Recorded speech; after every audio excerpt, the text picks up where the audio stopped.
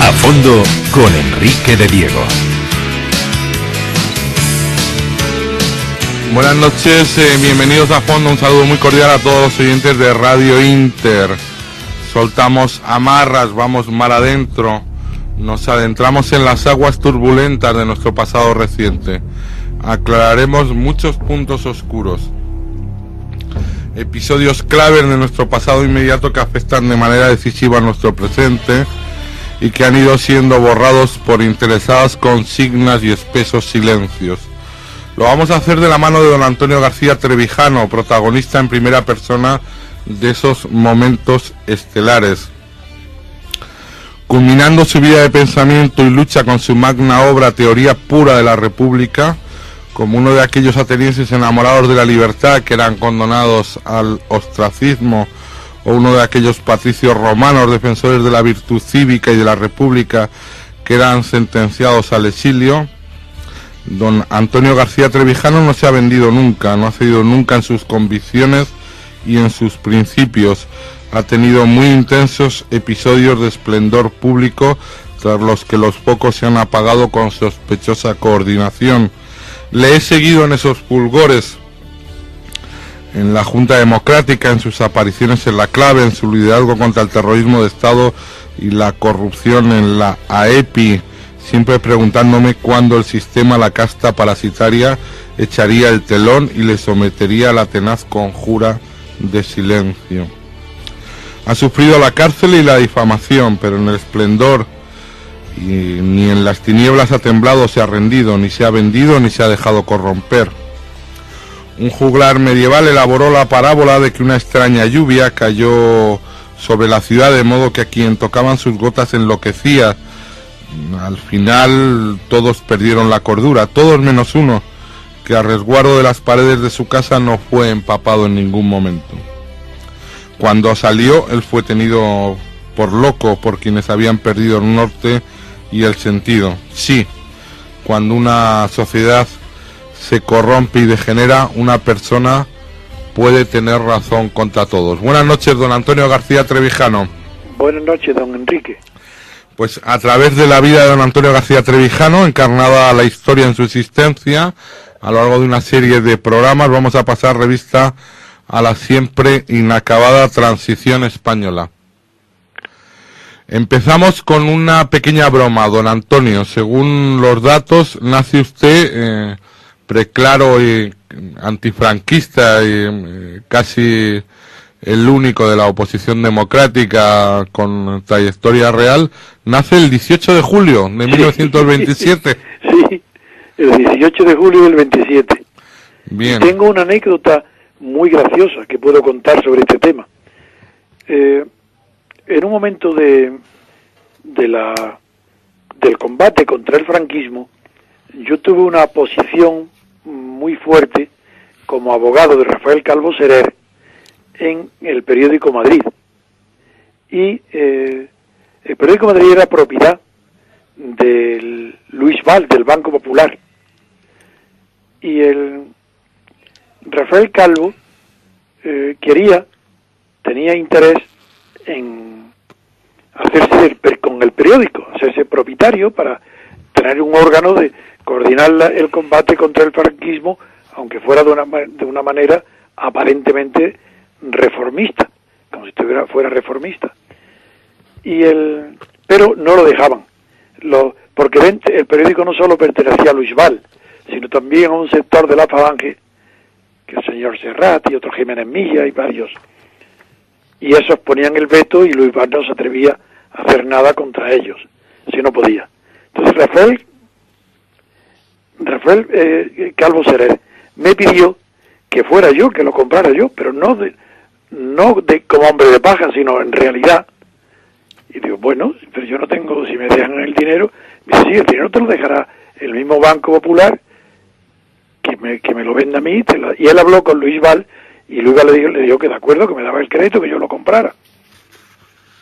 Tuvo varias reuniones con el grupo falangista, que me inquirían. Yo todavía no era muy conocido por mi idea, pero ya tenía algunas. Quiero decir que había algunas públicas, pero no, eran tan soberbios que no se enteraron bien.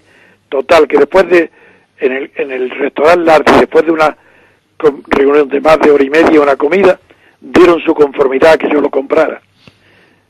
Y él, en un precio más barato, y después ya, terminado el acuerdo de 100 euros, celebrando, antes de celebrarlo, pero ya en los postres, Jiménez Milla y Salvador Serrat me dicen, una última pregunta, ¿qué piensa usted del 18 de julio? Y digo, pues que es el día más grande de mi vida. Entonces me dijeron, pero ¿cómo es posible? Entonces usted dijo, no, es que es el día que nací. Y digo, se acabó, usted nos ha engañado y ya no le vendemos el periódico. Y no me lo vendieron. Y ahí nació la idea que yo le propuse a Luis Val de que se lo vendiera a Rafael Calvo Serer, puesto que ya las condiciones y las negociaciones que había establecido yo eran aceptables. Pues entraremos en ese episodio para los jóvenes que en creciente número se van sumando a este entrañable esfuerzo de Radio Inter y en esta hora de Historia de España. Iremos tratando los personajes Rafael Calvo Serer, Luis Val Taberner y, bueno, todo el episodio del diario Madrid. Bueno, Antonio Fontán era el director del periódico, cuya sede en su momento fue volada en una de las también fotos. hay otra anécdota que conviene saberse. Cuando dice fue volada, sí, es lo que la gente cree, pero eso fue una maniobra táctica mía. Yo, cuando el periódico estaba cerrado ya, y vi que era imposible, la reapertura estaba cerrado por el Ministerio de Información, por el gobierno de Franco, yo puse unos pleitos que gané en el Supremo. Es la primera vez que en un pleito de orden administrativo, como era este, se le gana a Carrero Blanco, al gobierno y a Franco, y no hay otro antecedente más que ese. Pero bien, yo puse como para poder pagar a los obreros, atender a los periodistas, todos los pagos, y liquidar la empresa, tenía que vender el edificio. Entonces puse, pero nadie se atrevía a comprarlo, porque se parecía que los compradores, todos los grandes conocidos, parecían sospechosos de estar de acuerdo conmigo, con la línea del periódico de Madrid, y compraban, porque era una manera de ayudarnos. Y había una campaña para que aquello se hundiera en la miseria y no hubiera dinero para nadie. Entonces yo encontré un joven constructor, que entonces era muy poco conocido. La constructora se llamaba Sagar, pero yo con quien hablé era con el joven que la dirigía, que era nada menos que el que luego fue tan famoso constructor, Luis García Cereceda, pero que entonces no tenía todavía nombre. Y le puse como condición para llegar a un acuerdo que el edificio no tenía que ser derribado a la piqueta, sino con dinamita. Y además que tenía que el permiso para obtener, al ministerio, para obtener la licencia para derruirlo con dinamita, tenía que gestionarlo el comprador, él, sin que apareciera ni mi nombre, que era el que estaba de abogado dirigiendo todo, ni el de nadie del periódico Madrid. Y lo aceptó y por eso se lo vendió.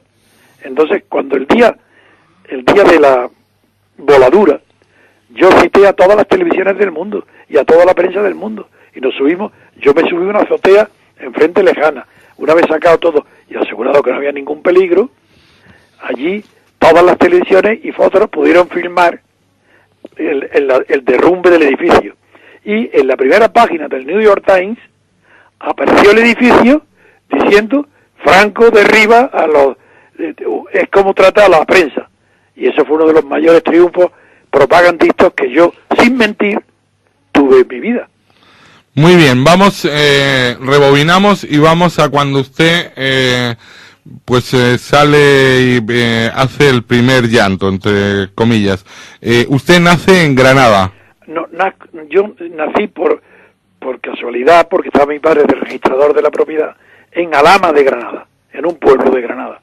Pero de él no recuerdo apenas nada.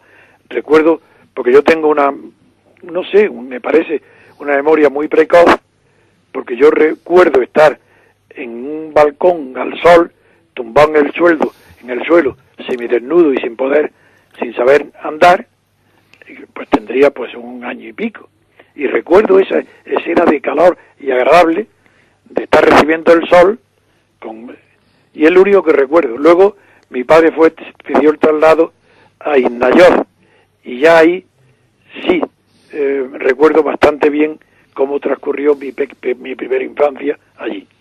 Bueno, nace en 1927, en el 36 tiene 9 años, en el 39 tiene 12. Uh-huh. ¿Qué vivencias o recuerdos tiene de la guerra civil? Bueno, anteriores, antes tengo una vivencia que hay algunas que me condicionan ya para siempre en mi inconsciente. Por ejemplo, en Innayoz, teniendo yo 3 años y medio, se produce el 14 de abril, en la Avenida de la República.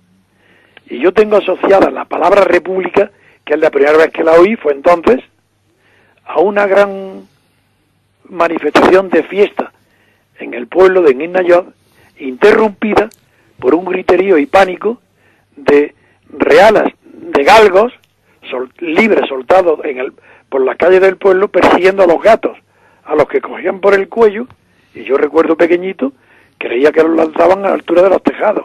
Claro, es la altura que yo, tan pequeñito desde el suelo, me imaginaba. Luego, y ese es el primer recuerdo que yo tengo de la República, como una pelea de gatos y perros. Y luego, ya en Chiclana, mi padre fue registrador de la Unidad de Chiclana, y estando allí es cuando se produce la guerra. El 18 de julio se produce allí. ¿Sobre la guerra algún recuerdo, don Antonio? Sí, el recuerdo que tengo en los niños, con 9 años y con 10 años, el recuerdo que tengo son las manifestaciones. Bueno, el primero es que el mismo día 18 o 19, creo que el 19 de julio, eso no recuerdo bien, desde la azotea de mi casa en Chiclana, vimos la columna de humo del Lauria, que mi padre nos subió para que lo viéramos, de que estaba un buque de guerra de la República hundiéndose, y estaba incendiado y se veía la columna de humo. Ese es el primer síntoma que tuve de guerra.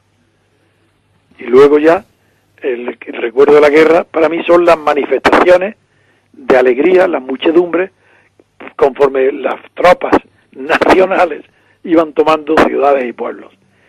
Que los niños, de mi edad, 9 y 10 años, íbamos para hacer tonterías con las mujeres, porque estaba todo aquello apretado, y yo tengo unido la idea de la guerra a las manifestaciones populares.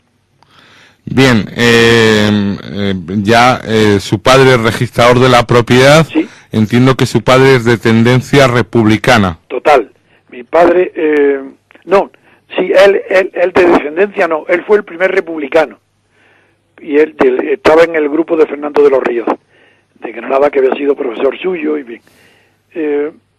No, el padre de mi padre, es decir, mi abuelo, José García Moreno, era monárquico, porque fue gobernador de Málaga con la monarquía, y allí le dieron, porque combatió con mucha eficacia la famosa gripe, y allí ganó con decoraciones muy elevadas, que son las que yo he visto siempre en la fotografía en mi casa de mi abuelo, y también lo nombraron gobernador de Filipinas, donde no llegó a tomar posesión porque murió de tuberculosis muy joven. Pero él fue el jefe de toda Alpujarra, y de Natalio Rivas, por ejemplo, que era su sustituto, pues luego fue ministro, que hubiera sido mi abuelo porque era el jefe de Natalio, sin de no haber muerto. Y también en casa de mi abuela, que es en la capital de la Alpujarra, es Órgiva, en una casa solariega, un palacio muy antiguo y con mucha clase arquitectónica de pueblo, pero muy bonito. Allí había la habitación donde yo dormía, donde iba todas las vacaciones, y dormía allí con mi hermano, era la habitación de Natalio Rivas, se llamaba la habitación de Natalio. Pero donde iban mi hermana era la habitación de Segismundo Moret, porque todos los ministros y el jefe de gobierno que pasaban por la Alpujarra iban a vivir, después de muerto mi abuelo, iban a pernoctar o a comer en casa de mi abuela, por donde pasaban todas las personalidades de Falla, García Lorca, todo eso están allí, era algo habitual en mi educación, el oír y el contacto con todos esos nombres. ¿Su padre cómo se llamaba? Antonio. Antonio. Bien, registrador de la propiedad de Fernando de los Ríos, institucionista, ¿no? Sí, eso es. Y de Ortega era de los ilustrados. Uh-huh. Bueno, llega la Segunda Guerra Mundial. Hay un clima, pues, durante los primeros tiempos... terrible, un clima de germanófilo tan grande. Bueno, antes de esa guerra mundial, bueno, en realidad no, era durante esa guerra mundial. Mis primeros estudios fueron en el Instituto de Granada, Padre Suárez. Y ahí tuve la primera experiencia de oír a personas mayores, catedráticos de instituto, pero con una formación independiente de la que hasta entonces había recibido, que era la religiosa, los hermanos de la doctrina cristiana. Y recuerdo, por ejemplo, en clase de filosofía, un profesor muy viejo hablándonos de Descartes, y tanto nos habló que me despertó la curiosidad, hablando de quién será este señor, Descartes. Entonces, al salir de noche, me acuerdo, a las 7, que ya era en invierno, ya era de noche, me fui a la Biblioteca Pública de Granada, que está en la afuera ya, en el salón, en unos jardines que se llaman el Salón, a buscar, y allí pedí Descartes. Yo tenía 12 años, y con 12 años cogí el discurso del método porque había apuntado el nombre de lo que hablaban. Pues yo quería buscarlo, preguntarle a mi padre. Entonces, entré en la biblioteca, y en la biblioteca empecé a leer el discurso del método. Como es natural, no me enteré de nada, pero se me olvidó jamás la frase inicial, donde dice Descartes que todos los hombres están contentos de su sentido común. Bien, eso lo recuerdo como una anécdota de estudios. Luego ya, el año siguiente, me matriculó mi padre en los maristas, y ya hice el curso en los maristas, y allí, porque en el instituto yo no noté nada raro, pero en los maristas sí. En los maristas noté de rareza que el alemán no solo es que fuera obligatorio, sino que había un respeto inmenso a todo lo alemán. Entonces lo que noto yo de la guerra es que yo a los 14 años ya lo que vivo es un respeto germanófilo, una cultura germanófila. En todo lo que se habla y se dice en el colegio está Alemania. Entonces, Made in German, eso era el colmo, era como si estuviera todo fabricado en el cielo. Usted, sin embargo, en su ambiente familiar... No, ahí tuve la suerte inmensa de que mi padre admiraba la cultura anglosajona.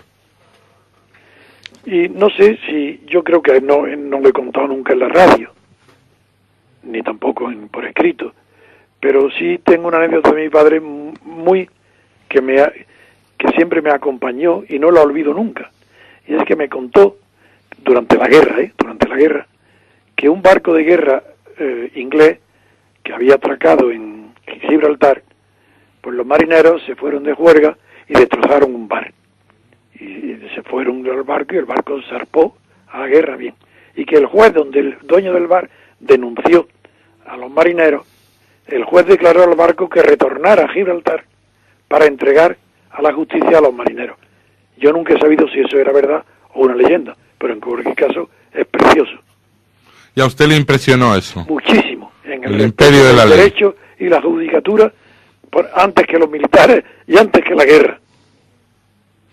En el bachillerato usted ya es un cerebro, saca unas notas espectaculares. Sí, yo siempre tengo...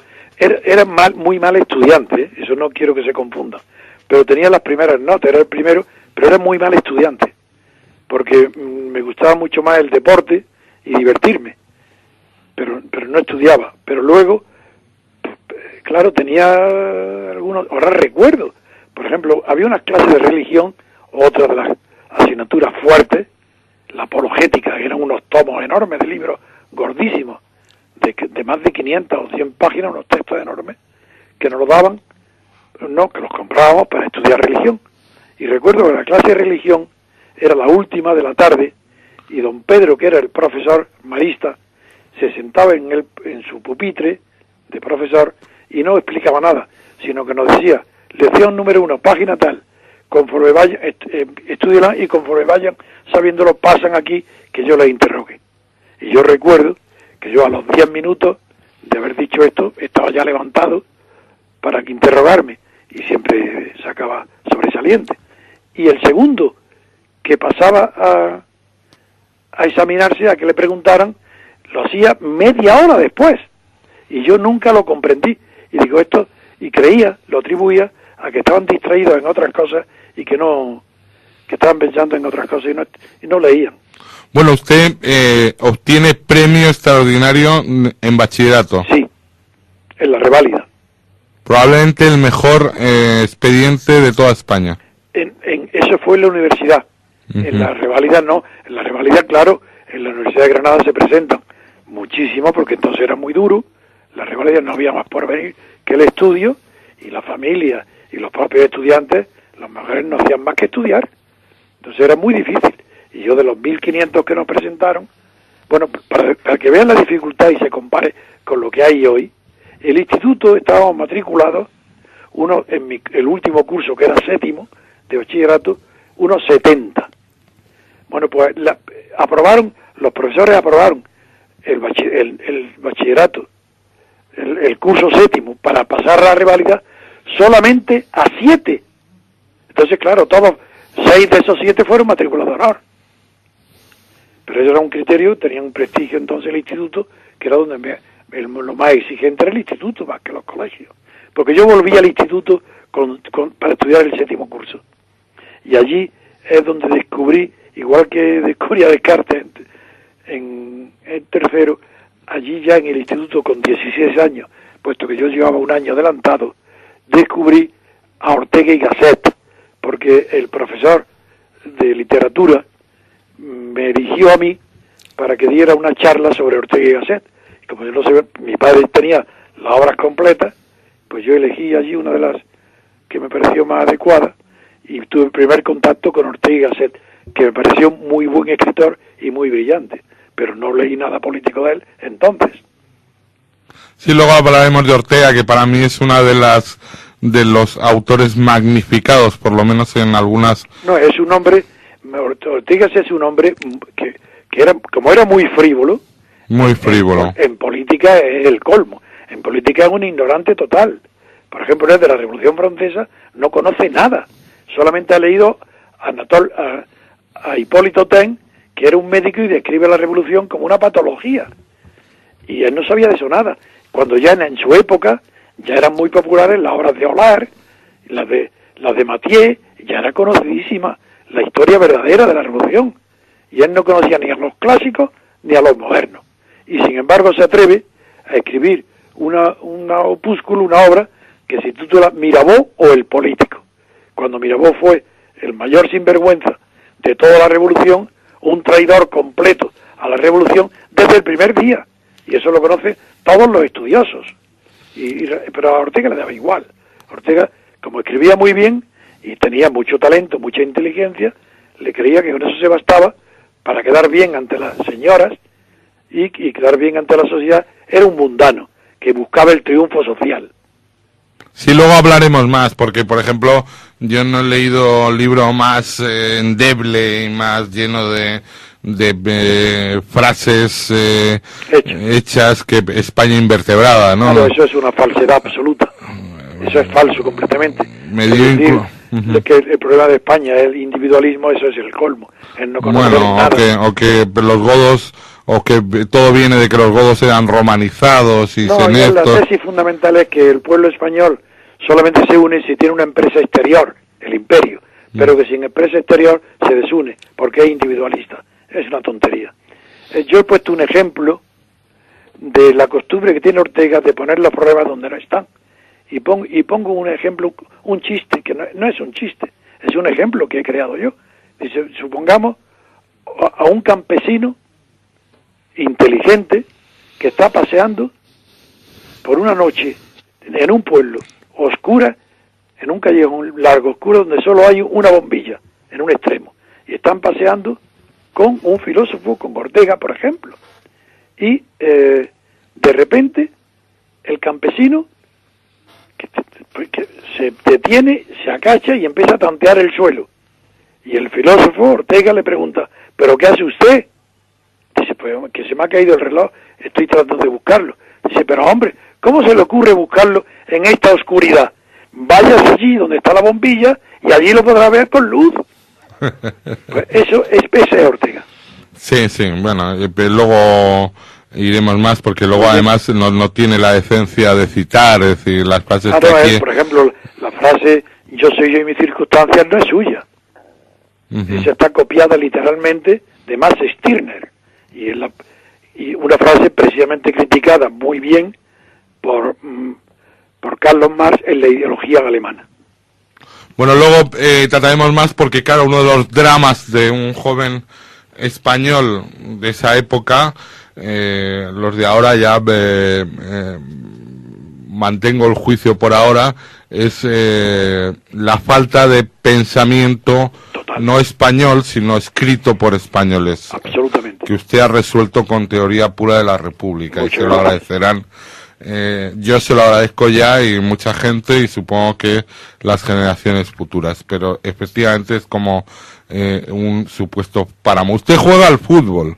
Jugué al fútbol y me gustaba, pero jugaba con los futbolistas profesionales. Iba yo a Los Cármenes en Granada cuando estudiaba Derecho, porque yo nunca he sido buen estudiante, siempre me gustaban más los deportes y las mujeres. ¿Quiere decir usted que no fue en Pollón? No, nunca. Usted nunca presume, pero ya iremos a ello, de que es uno de los don Juanes de... No, eso no presumo porque sería un imbécil, no, y no quiero serlo. No, quiero decir que me gustaba divertirme con las chicas, con las amigas, y jugando a los deportes, el fútbol, también hice baloncesto. Pero usted ha toreado en buenas plazas, que claro, todo claro, se sabe, que todo se sabe. Sí, pero bien, bueno, pero no presumo de eso. Bueno, vamos a la universidad, don... Sí, muy bien. ¿En el fútbol conoce ya a Pío Cabanillas? No, yo conocí a Pío Cabanillas, pero lo conocí porque su tío era Gonzalo Gaya, catedrático de farmacia, y él estudiaba en Granada.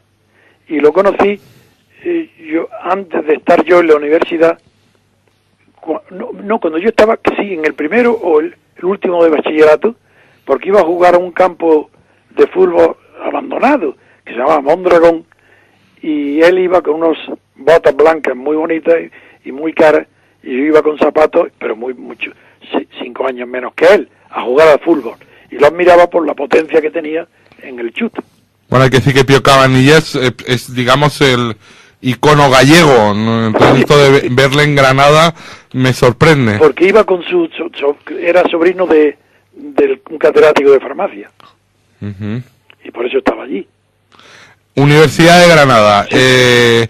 En la Universidad Española hemos tenido etapas de un magnífico bachillerato, estudiando apologética, sí, como usted estudiaba, se aprende mucho, sí, pero siempre hemos tenido, o casi siempre, excepciones como la Facultad de Filosofía y Letras de la Segunda República, claro, en la Universidad Complutense, siempre hemos tenido una mala tirando a pésima universidad. ¿Usted qué universidad se encuentra en Granada? Yo me encuentro en Granada con una universidad asustada y adocenada. Yo iba la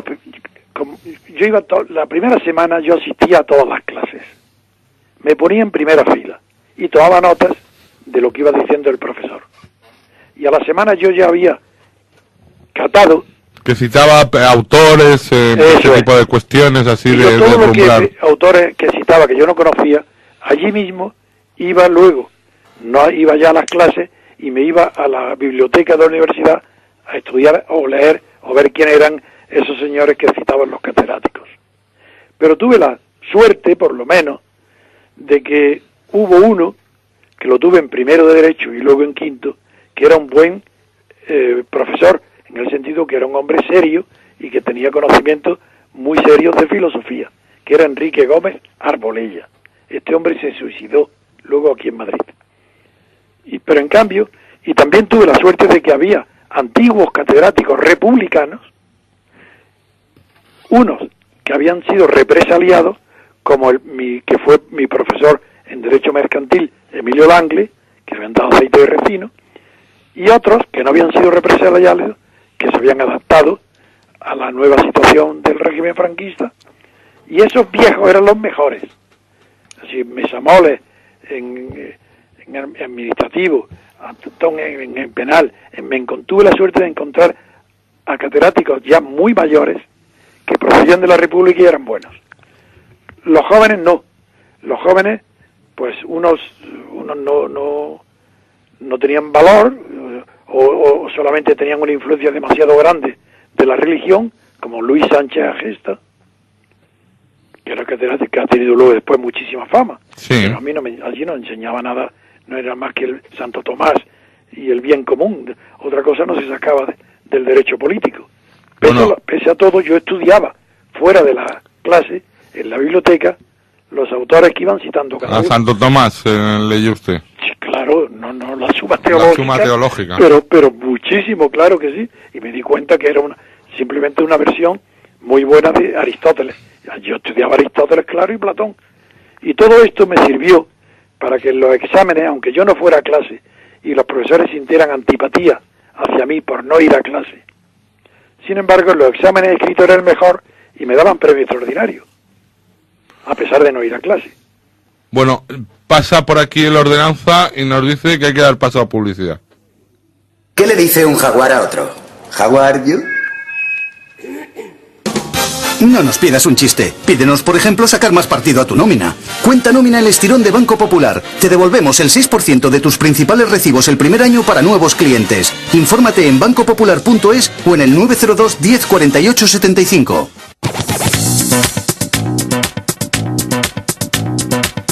El Banco Central Europeo reabre el debate de la inflación.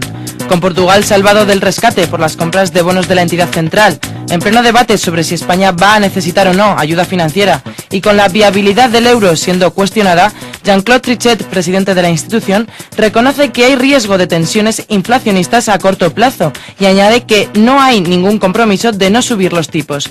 Y es que el objetivo era mantener el IPC por debajo del 2%, y en diciembre de 2010 alcanzó el 2,2%. No obstante, el propio Trichet ha confirmado que el programa de compra de bonos sigue en marcha. El presidente de la institución financiera se ha unido además a las propuestas que abogan por una mejora en la cantidad y en la calidad del Fondo de Rescate Europeo. Entre sus nuevas funciones podría incluirse la de adquirir deuda y liberar así al Banco Central de estas encomendaciones. ¿Aún no has dado el estirón? Cuenta nómina El Estirón de Banco Popular. Te devolvemos el 6% de tus principales recibos el primer año para nuevos clientes. Y además, sin comisiones de administración y mantenimiento. Infórmate en el 902 10 48 75. 902 10 48 75. A fondo con Enrique de Diego. Llegaremos a temas apasionantes, Estoril, la sucesión de Franco, la Junta Democrática, la Platajunta, el comienzo de la transición, pero estamos presentando al personaje, a la historia encarnada en su trayectoria vital.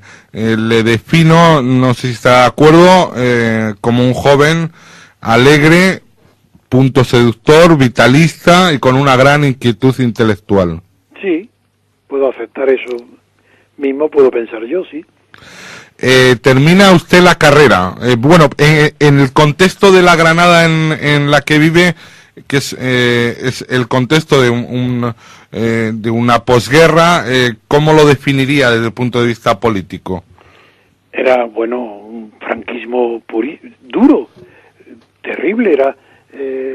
cuando iba Franco allí, que fue estando yo en la universidad, pues era la potencia, que era el 90%. La gente que se quedara en sus casas, yo no lo sé, ni la gente pobre, no lo sé, pero toda la gente que yo conocía, toda la sociedad granadina, toda la universidad, todos los estudiantes, eran franquistas, pero franquistas 100%, no con reservas. Y eso me acompañó ya toda la vida. Yo toda la vida consciente bajo Franco, por cada 3 personas franquistas conocía una que no era franquista y lo tenía en silencio y no se atrevía a decirlo. Usted es la Granada de García Lorca. Le leí un día en la Gaceta alguna referencia respecto al asesinato, fusilamiento de García Lorca, que usted conocía. Sí, pero eso fue una tontería de la Gaceta, que no fue riguroso con mi información. Yo lo que informé a la Gaceta es que el que era comandante Nestares, comandante del pueblo, en el frente del pueblo de Biznar, era mi tío, casado con una hermana de mi padre. Y durante la guerra, vino a Chiclana a ver a mi padre, y a mi familia, vino, de permiso, no sé, y venía acompañado de un joven teniente que se llamaba Pallarés. Y yo le dije por teléfono a quien me llamaron de la Gaceta, le dije que ese tal Pallarés, luego, no entonces, que yo tenía 12 años cuando menos, 11 años cuando vino mi tío, luego, ya en Granada, ya mayormente, de que ese Pallarés era el que estaba al mando cuando mi tío dormía por la noche de la tropa, el que estaba de guardia, y que estando de guardia llegó una expedición de las habituales, una camioneta, con García Lorca, un banderillero, un maestro, no sé, para ser fusilados. Y el que lo mandaba era el comandante Valdés, que era gobernador de Granada. Y este Pallarés es el que sabe perfectamente dónde está enterrado, el sitio exacto y el metro exacto donde está enterrado García Lorca. Y le dio el parte a mi tío de que habían llegado tal la noche y habían fusilado tal y tal y tal y nada más. Y eso se ha sabido siempre en mi familia. Por tanto, hoy para buscar el cuerpo de García Lorca no había más que ir a Biznar o preguntar a ver si vive todavía Pallarés, para que diga que no haya ni siquiera que buscar 2 metros, que diga exactamente dónde está. Bien, usted termina la carrera, premio extraordinario, y bueno, tiene un horizonte profesional abierto. Sí. Su primera, digamos, su primer trabajo es como profesor. Sí, Emilio Langle, a quien yo sentía mucha simpatía y piedad por haber sido torturado durante la guerra,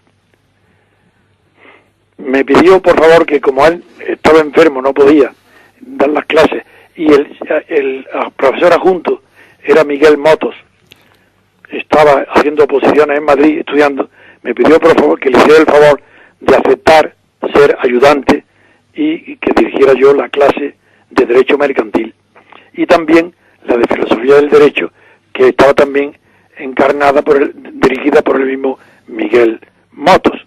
Se llamaría Derecho Natural entonces. Era Derecho Natural, sí, y Filosofía del Derecho.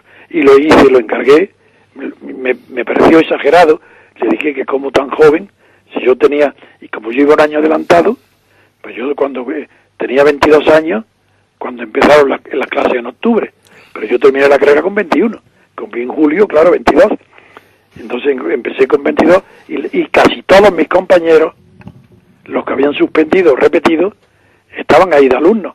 Todo esto se lo expuse al profesor, y me dijo, no, usted sabrá cómo imponer la disciplina, llevarlo bien, creo que no habrá ninguna dificultad en que sea usted bien. De acuerdo, lo hice, y se me ocurrió un método para no ser, para que aquello no fuera un circo, y es que yo tenía que dar, siempre supe, ya entonces yo leía literatura muy buena, yo ya entonces leía bien a Nietzsche y a muchos otros filósofos y literatos buenos, yo ya conocía perfectamente a Dostoyevsky, a Thomas Mann, a todo eso lo había leído todo, y ya sabía yo que una injusticia a tiempo y oportuna es más educativa que una justicia permanente. Entonces yo sabía que tenía que hacer un acto de injusticia ejemplar para que me respetaran y la clase no fuera un escándalo. Y así hice. Primer día puse dos materias para dar la clase. Una era la letra de cambio y otra el derecho marítimo. Elegía a propósito unas especialidades porque es más fácil conocer una especialidad que no el derecho general, y por eso me era más fácil una especialidad. Bien, el primer día la clase llena, la expectación enorme, me llamaban todos Tono, porque mi familia y en la ciudad me llaman Tono, diminutivo de Antonio. Entonces claro, eran gritos, alegría, risas, allí estaban todos como en su casa estando yo, y me vuelvo la pizarra después de ser saludo, voy a ponerle las materias que va a versar la asignatura, y nada más que volverme, vos diciendo, Tono, apruébanos a todos, que era una frase que es muy conocida por Natalio Rivas, que se le decía, colócanos a todos. Y ellos me decían, apruébanos a todos. Yo me volví, y digo, como no vaya, ¿quién ha dicho esto? Nadie. Yo sabía que nadie se iba a levantar. Y dice, bueno, como no levanté, castigaré a quien lo ha dicho. Dice, no. Y dije, señalé al final, penúltimo, a la derecha, 1, 2, 3, 4, el que vengo. Usted salga expulsado y no vuelva a llamar porque está suspendido en junio y septiembre. Como su nombre, está tomando nota. Bueno, a partir de todo fue como una seda y yo puse la clase consistía en que no tenían que escuchar más que media hora, todos. Y salir voluntario, que luego yo iba a pedir que me repitieran lo que había dicho o un resumen al que quisiera. Entonces, claro, y que el que repitiera bien sería aprobado ya definitivamente y no tendría que volver más ni a clase. Entonces, que era preguntado el primer día, ya tenía aprobada la asignatura sin haber asistido más que un solo día a clase. Eso me permitió tener lleno la clase hasta el último día, hasta los últimos días. Claro, los últimos terminaron sabiendo más letras de cambio que yo y fue muy divertido y muy bien. El carnaval natural no suspendí al que castigué ante los demás. Lo llamé luego y lo aprobé. En esa época se definiría usted como republicano, como antifranquista o... No, allí yo en primer lugar, la monarquía no existía siquiera en el horizonte. La monarquía había desaparecido de España. Era imposible sentirse algo distinto de republicano. No había más que o dictadura o república. No había más que dos. O franquista o republicano. Porque un republicano no podía ser franquista. Porque yo entendía la república no solo como una forma de Estado, sino como un sistema de gobierno, de convivencia, de vivencia, como algo alegre, popular y bueno. Usted se va a orientar, ahora lo veremos, hacia la notaría, pero antes voy a dar un salto en el tiempo, digamos, para hacer una cata en la historia reciente de España. Hay un libro, últimamente estoy leyendo libros también para preparar los programas con usted, en relacionados con, digamos, la transición, ese proceso que es bastante indefinible porque es inacabado siempre, ¿no? Y entonces, entre los que he leído, uno muy endeble, las cosas como son, en su día leí que Sabino Fernández Campo no era nada partidario de que este libro saliera, y menos con el entrevistador que se da mucho protagonismo, no sé si se titula El Rey, pero no se sabe si es Juan Carlos o el que figura como autor, José Luis de Villalonga, el que es el rey. Ese era un granuja. ¿En qué sentido? José Luis de Villalonga, pues sí. Nada, un pobre, un sablista que no vivía más que dando sablazos y que no tenía moralidad ninguna para nada, y que todo lo que decía era mentira, no quería más que epatar, llamar la atención. Bueno, pero había salido en Desayuno con Diamantes con Audrey Hepburn. Ah, bueno, eso aparte, era muy alto, era elegante, para ciertas personas guapo, aunque para mí no tenía carácter, no era muy débil de expresión, no parecía, pero que claro, y eso había sido artista, pero muy malo, está embalado como artista, es una pena verlo. Sí, bueno, bien, que salía al lado de Audrey Hepburn. Bueno, es la única cuestión, que a todos nos hubiera gustado claro. salir. Pues dice en la página 129, le leo. Sí. Por cierto, él se presenta como portavoz de la Junta Democrática en París. Eso es imposible. Eso jamás, no fue jamás, ni un solo día, que voy a cometer yo la locura de designar a un irresponsable portavoz. Eso es imposible, falso, rotundamente falso. Bien, dice, el único miembro de la Junta al que no podía poner una etiqueta ideológica era Antonio García Trevijano, el coordinador de todas las tendencias políticas de la Junta, antiguo notario de provincia, rupturista a ultranza, que quería cortar todo contacto con quienes de cerca o de lejos habían tenido algo que ver con la administración franquista. Lo menos que puede decirse es que la suya era una toma de posición utópica. Delgado, con bigote, cetrino como un moro, Antonio García Trevijano era una especie de Saint-Just implacable. Bueno, yo creo que ha exagerado. En primer lugar, confunde moreno con cetrino, no conoce bien el español, era un hombre muy inculto. Sí, el libro es infumable. Nada, eso nada, todo lo que diga ese hombre es mentira, es falso y nada. Eso, nada. Bien, bueno. Yo no he sido, en primer lugar, tampoco, la imagen que ha querido dar tampoco es correcta. Yo soy un hombre de principios, por tanto, lo que nunca yo negociaré ni transigiré sobre principios, pero sí sobre todos los demás. Yo soy un hombre extravertido, no estoy encerrado en mí mismo, estoy abierto. Por tanto, yo defiendo que en la política hace falta pactar muchas cosas y llegar a acuerdos en muchas cosas, pero jamás sobre un principio. Sobre eso no. Eso es, porque los principios son irrenunciables, por definición. Y lo que hay en la transición es, desde el origen, una renuncia absoluta a todo lo que es principio, a todo lo que es decencia, a todo lo que es ética, a todo lo que es moral, a todo lo que es honradez intelectual. Esa es la transición. Se llama transición y se le denomina consenso para no confesar que no es consenso. El consenso es otra cosa distinta, para no confesar que la transición es un pacto vergonzoso por unanimidad entre todos los dirigentes políticos. Consenso quiere decir acuerdo unánime, y eso es mentira. Un consenso es algo diferente de un acuerdo, porque el consenso es tácito, no hay que expresarlo.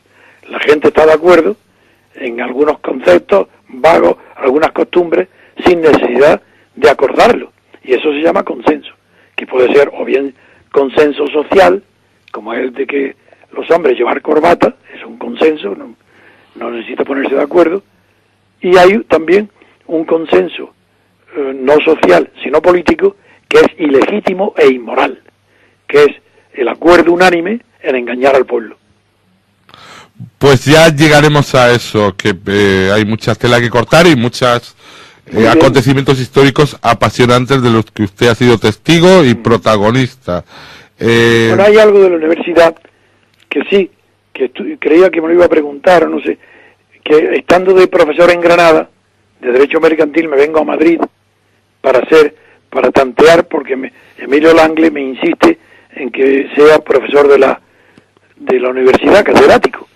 Y yo me vengo a Madrid, como la asignatura que más me gustaba era Derecho Mercantil, pues la consideraba más de mayor porvenir que el derecho privado en general y el civil en particular, pues me vengo a ver a Joaquín Garrigues, que era el patrón de la disciplina de mercantil en toda España, en todas las universidades. Estoy con él después de hablar conmigo media hora, me dice: no tengo ninguna duda que usted será catedrático, por su preparación que tiene ya y la que le falta y la que adquirirá, pero tendrá que esperar a que estos señores, y me da una lista de 9 o 10 o 11 señores, tendrá que ser antes que usted. Entonces me aconsejó, dice: haga usted lo que yo, que me hice secretario de ayuntamiento, y luego ya secretario me preparé y me hice catedrático. Usted hágase notario, que es lo que hoy más dinero se gana, más difícil. Entonces, y una vez que esté usted notario, pues viene ya a verme y se prepara para la cátedra. Y le dije: voy a hacerle caso en que me voy a presentar a notario, pero nunca más pisaré la universidad. Porque le ofendió lo de la lista de espera. Me pareció que era demasiado cinismo el tener unos candidatos por méritos de antigüedad y no por méritos de sabiduría o de preparación. Bueno, no nos va a dar tiempo a llegar hoy al coche Pegaso y al Gran Hotel, pero hay noticias en torno a Teoría Pura de la República, su libro. ¿Va a hacer usted presentaciones en breve? ¿Le están llegando invitaciones? Me están llegando invitaciones de Vigo, de Santander, de Sevilla. Sí, me están llegando invitaciones, sí.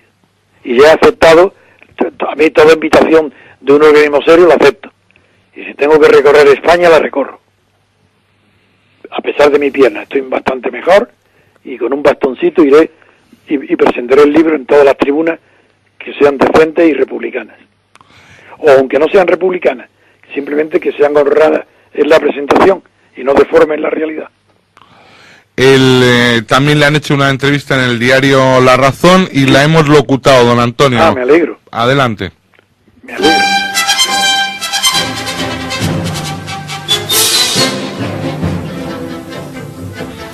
Entrevista a don Antonio García Trevijano por su libro Teoría Pura de la República. ¿Cree que al personal le importa mucho que la nación sea reino o república? Sería el debate que más le interesaría si supiera que con la república su vida cambiaría radicalmente. Cambiaría su condición. Pasarían a ser ciudadanos. Ahora no hay ciudadanos. Y alguien se preguntará si la República arreglaría nuestros problemas, el paro, la crisis. Sería el mejor camino para la solución de la crisis. Traería consigo una catarsis moral. Aparte de lo señalado, ¿para qué vendría bien la República? Para la propia estima del país y de sus habitantes. ¿Y para qué viene bien la monarquía? Para aumentar las diferencias de clases y fortunas.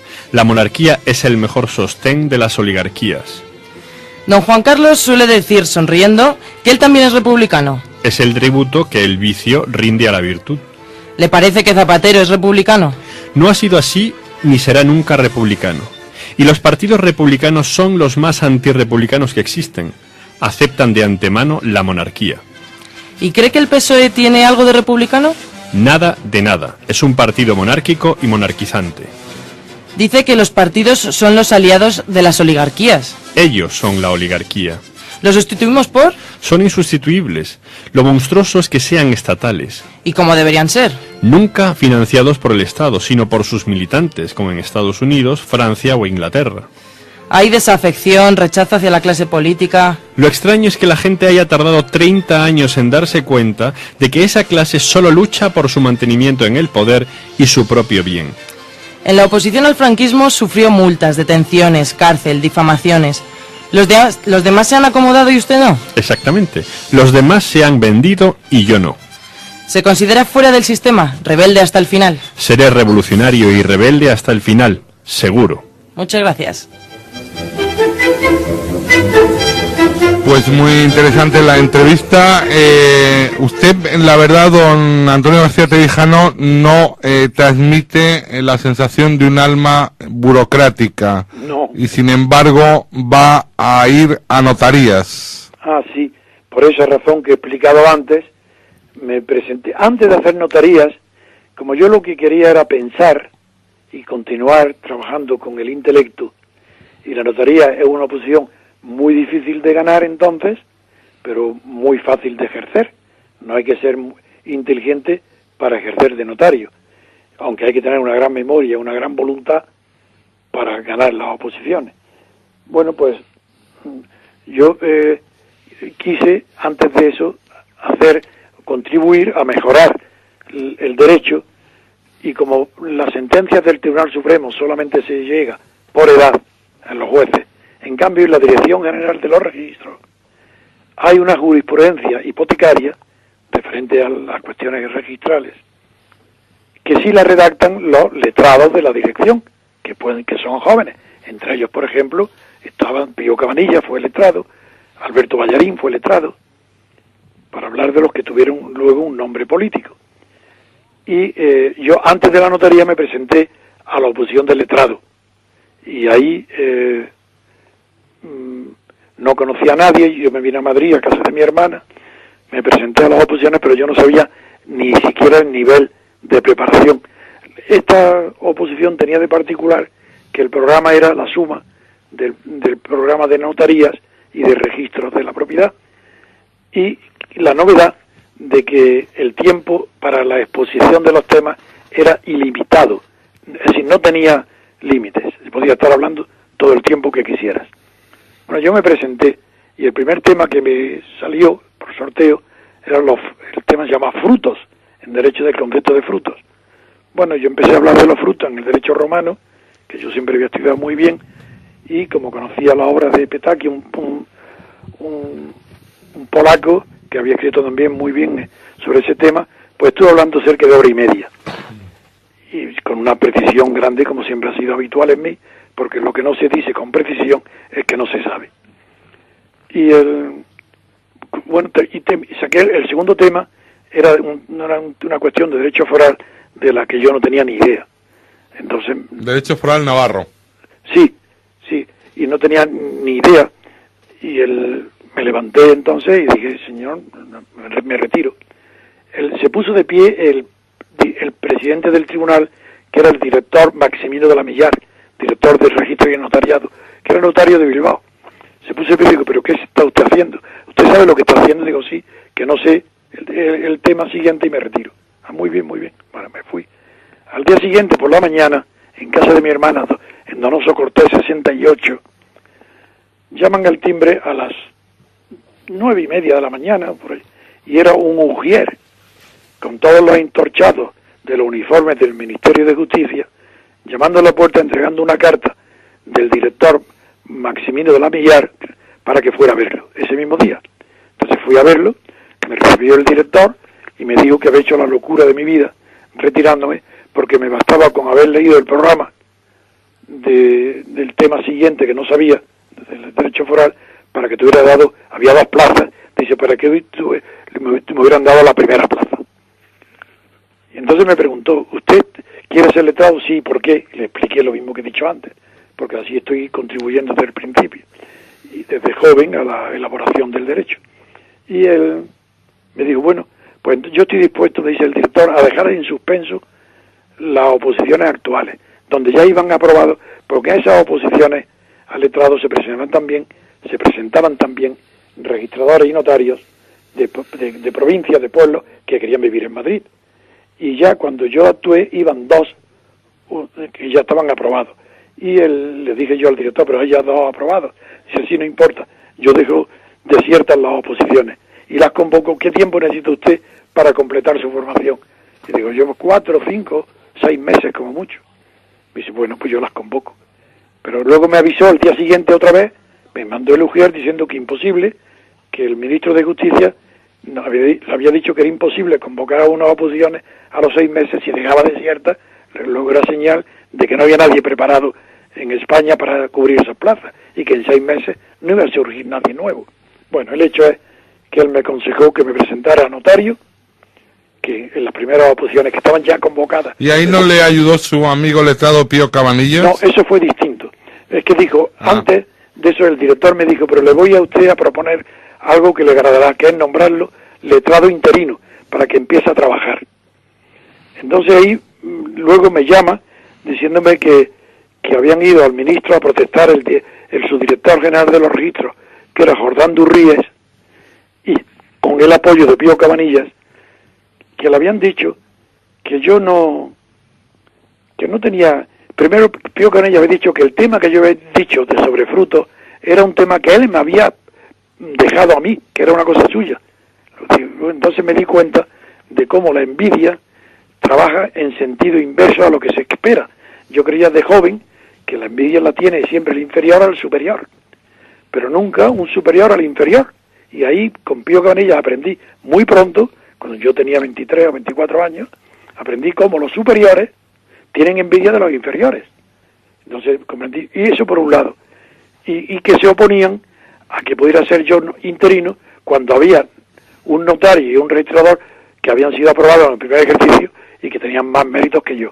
Bueno, el hecho es que no se nombró a nadie y yo no fui, claro, y me presenté a notarías y la saqué como es natural.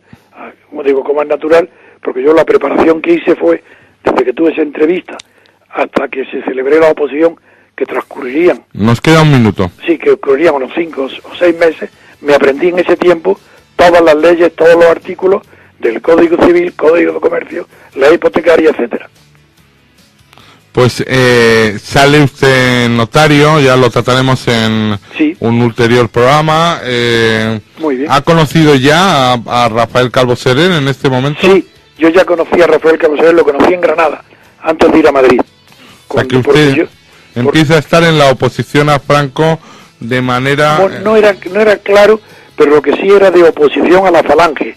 Y ya había denunciado que había grupos distintos en un artículo en ABC del año 51. Hablaremos de eso en el próximo programa. Don Antonio, un fortísimo abrazo y muchísimas gracias. Gracias a vosotros.